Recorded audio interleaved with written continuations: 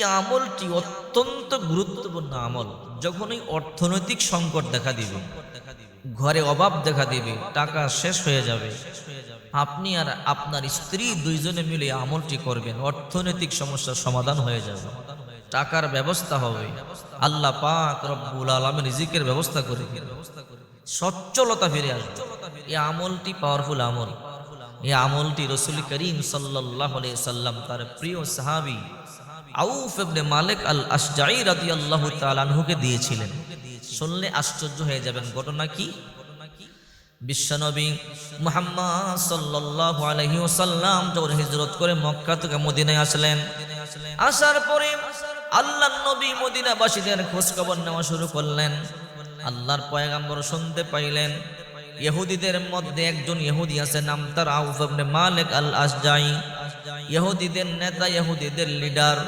বিশ্বনবী মুহাম্মদ সাল্লাল্লাহু আলাইহি ওয়াসাল্লাম মনে মনে ভাবলেন, আহারে, এই আউফ ইবনে মালিক আল আশজাঈ যদি মুসলমান হয়ে যায় আমার বড় উপকার হতো, আমার বড় কল্যাণ হতো, ইসলামের জন্য বড় সহায়ক হতো। এক বছর আল্লাহর পয়গম্বর অপেক্ষা করলেন, আল্লাহর পয়গম্বরের কাছে গেল না। আল্লাহর পয়গম্বর 2 বছর অপেক্ষা করলেন, আল্লাহর পয়গম্বরের কাছে গেল না। আল্লাহর পয়গম্বর 3য় বছর অপেক্ষা করলেন, গেল না। এমন করে করে 6ষ্ঠ বছর বিশ্বনবী মুহাম্মদ সাল্লাল্লাহু আলাইহি ওয়াসাল্লাম মনে মনে ভাবে, আল্লাহ, আউফ ইবনে মালিক আল আশজাঈ যদি মুসলমান হতো ইসলামের জন্য বড় উপকার হয়ে যেত। আউফ ইবনে মালিক আল আশজাঈ হঠাৎ করে তার বিবির একদিন বলে, বিবি, মুহাম্মদ নামক ব্যক্তি মক্কা থেকে হিজরত করে মদিনায় আসলো, কোনোদিন দেখতেও গেলাম না, তার কথাও শুনলাম না, কিন্তু শুধু শুধু মানুষের কাছ থেকে শুনে তার বিরোধিতা করি, একটু তার সাথে কথা বলা দরকার, তার সম্পর্কে জানা দরকার, আমি কি তার কাছে যাব? বিবি বললেন, যাও, তার কাছে গিয়ে দেখো কি বলে। আউফ ইবনে মালিক আল আশজাঈ রাদিয়াল্লাহু তাআলা মনে মনে ভাবলেন, আমি বিশ্বনবী মুহাম্মদ সাল্লাল্লাহু আলাইহি ওয়াসাল্লামের কাছে যাব। আল্লাহর নবী রাহমাতুল লিল আলামিন এশারের নামাজ আদায় করে হুজরা শরীফের মধ্যে ঢুকে গেলেন।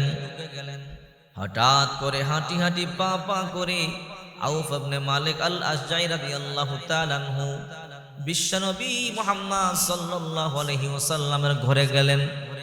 দরজার মধ্যে নক করলেন, ইফতাহ বাব ইয়া মুহাম্মদ, হে মুহাম্মদ দরজা খোলো। আল্লাহর নবী বলে, কে? বলে, আমি একজন মানুষ, আমার নাম আউফ ইবনে মালিক আল আশজাঈ। আল্লাহর পয়গম্বর খুশি হয়ে গেলেন। আল্লাহর পয়গম্বর মনে মনে ভাবেন, আউফ রে, আমি তো তোর জন্যই 6টা বছর ধরে অপেক্ষায় আছি। আল্লাহর নবী দরজা খুলে দিলেন। দরজা খোলার সাথে সাথে ভিতর থেকে নবীজির চেহারার নূর মোবারক যখন জ্বলজ্বল করতেছিল, আউফ ইবনে মালিক আল আশজাঈ বলি, ইয়া রাসূলুল্লাহ, আল্লাহর কসম করে বলি, আপনি মিথ্যা নবী হতে পারেন না, আপনি সত্য নবী, কোনো প্রশ্ন নাই, আমার কালিমা পড়ায় মুসলমান বানায়া দেন। সুবহানাল্লাহ। আউফ ইবনে মালিক আল আশজাঈ রাদিয়াল্লাহু তাআলা কালিমা বললেন, মুসলমান হলেন। বাড়িতে গেল, বিবি কয়, স্বামী কি খবর বলেন। রে বিবি, আমি মুহাম্মদকে দেখবার পরে ভাবলাম এমন মানুষ মিথ্যাবাদী হইতে পারে না, নিশ্চয়ই মুহাম্মদ সত্যবাদী। বিবি রে, আমি কালিমা পড়েছি, মুসলমান হয়ে গেছি। বিবি কয়, স্বামী আমার, আপনি কোনোদিন ভুল ডিসিশন নিতে পারেন না। ওগো স্বামী আমার, আপনি যদি কালিমা পড়ে থাকেন, মুসলমান হয়ে থাকেন, আমিও কালিমা পড়বো, আমিও মুসলমান হয়ে যাব। বিবিও কালিমা পড়ছে, মুসলমান হয়ে গেছে। এবার ইহুদিরা আউফ ইবনে মালিক আল আশজাঈ রাদিয়াল্লাহু তাআলা আনহুর একমাত্র সন্তান, নাম তার সালেম। সালেমকে বলল, সালেম, তোমার বাবা মুসলমান হয়ে গেছে, মা মুসলমান হয়ে গেছে, তুমি কিন্তু মুসলমান হয়ো না, তোমার আমরা নেতা বানাবো, লিডার বানাবো। আউফ ইবনে মালিক আল আশজাঈর একমাত্র সন্তান সালেম ওই, ঠিক আছে, আমি বাড়িতে যাই, আমার বাবা মায়ের সাথে কথা বলে দেখি তারা কি করেছে।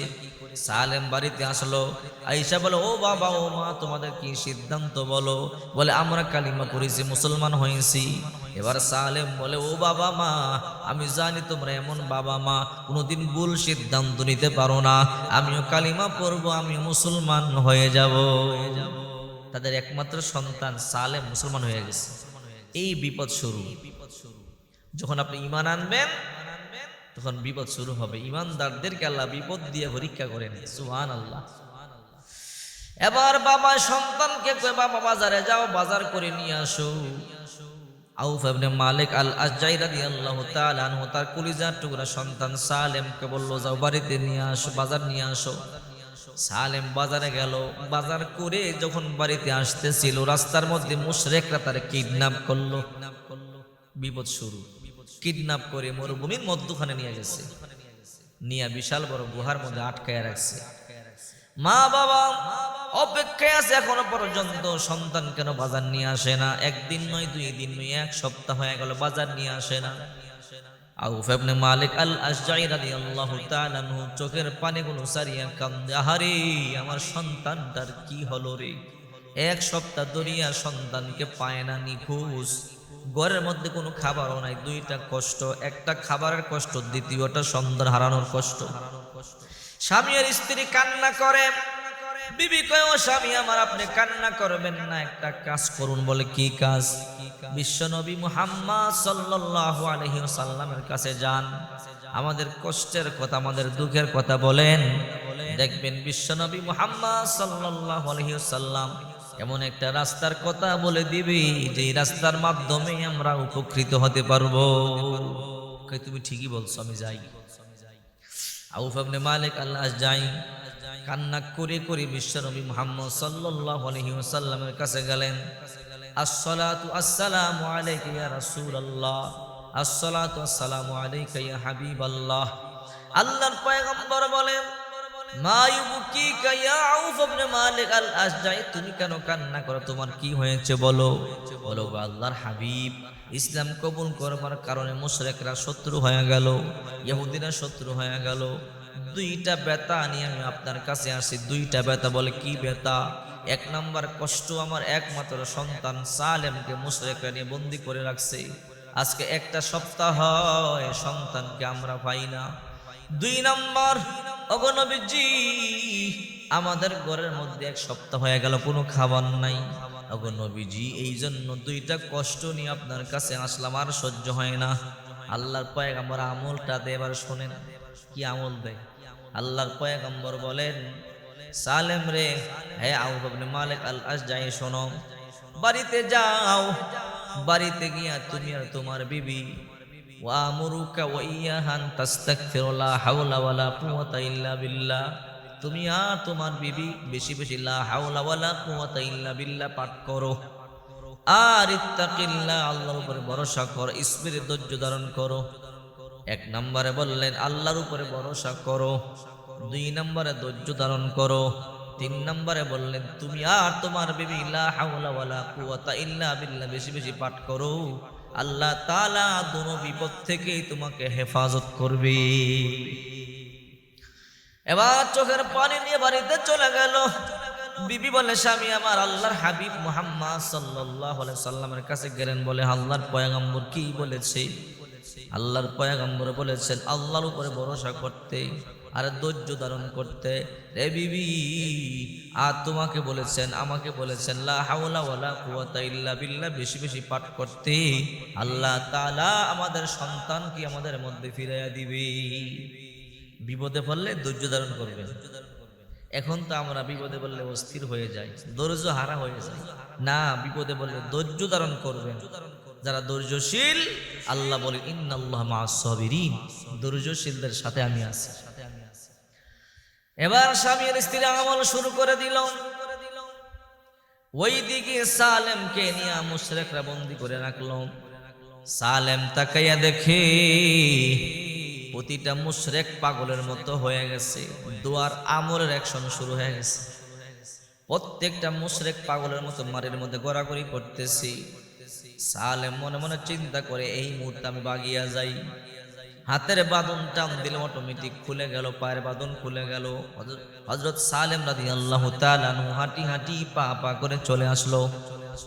বহু দূর যখন চলে আসলো, আসার পরে নিরাপদ জায়গা চলে আসলো। মনে মনে ভাবে, আরে 1 সপ্তাহ ধরে তো বাড়িতে যাই না, মুশরিকরা আমাকে বন্দী করে রাখছে। মাও বৃদ্ধ, বাবাও, মাও বৃদ্ধা, বাবাও বৃদ্ধ, ঘরে হয়তো কোনো খাবার নাই, কিছু খাবার নিয়ে যাইতে পারি কিনা দেখি।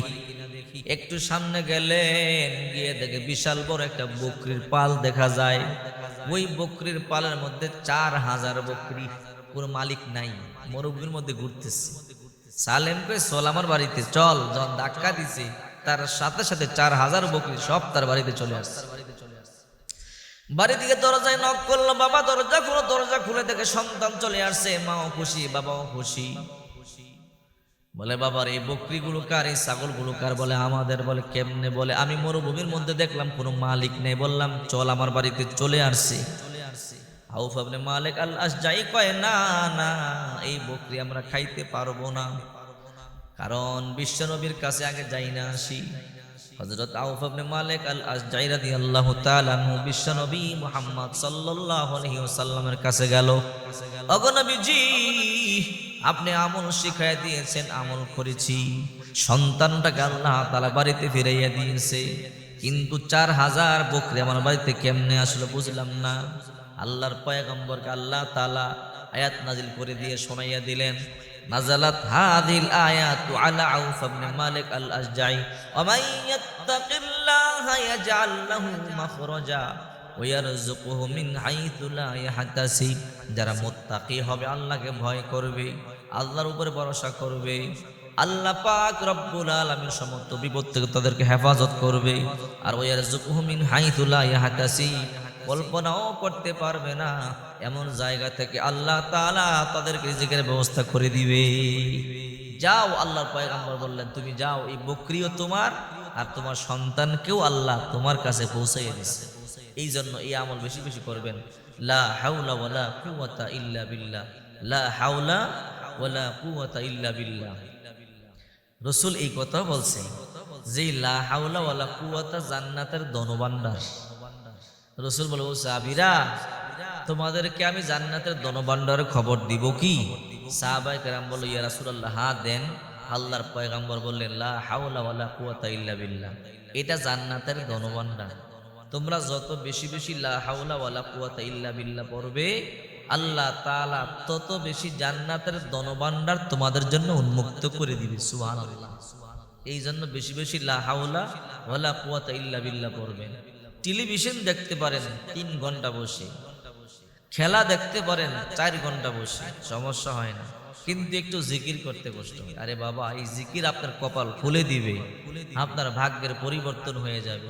আপনি যখন বিপদে পড়বেন, এই আমলগুলোর মাধ্যমে আল্লাহ আপনার বিপদ থেকে উদ্ধার করবে। এই জন্য এই আমলগুলো বেশি বেশি করবেন। যখনই আপনি কোনো বিপদে পড়বেন, অভাবে পড়বেন, অর্থনৈতিক সংকটে পড়বেন, আপনি আর আপনার স্ত্রী দুইজনে মিলে লা হাওলা ওয়ালা কুওয়াতা ইল্লা বিল্লাহ বেশি বেশি পড়বেন। আল্লাহ মুহূর্তের মধ্যে বিপদ থেকে আপনাদেরকে উদ্ধার করবে, রিজিকের ব্যবস্থা করবে, অর্থনৈতিক সংকট আল্লাহ তাআলা দূর করবে।